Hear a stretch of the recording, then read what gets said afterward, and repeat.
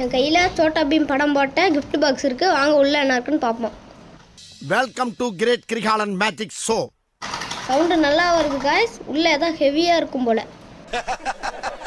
நக்கல்யா அவனுக்கு.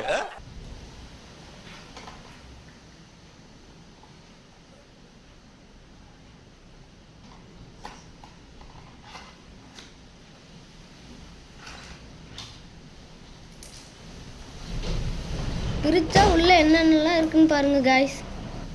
கார் இருக்குது, கோழிகுண்டு இருக்குது, பம்பரம் இருக்குது. போதும் போதும் போதும், லிஸ்ட் பெருசா போய்கிட்டு இருக்கு.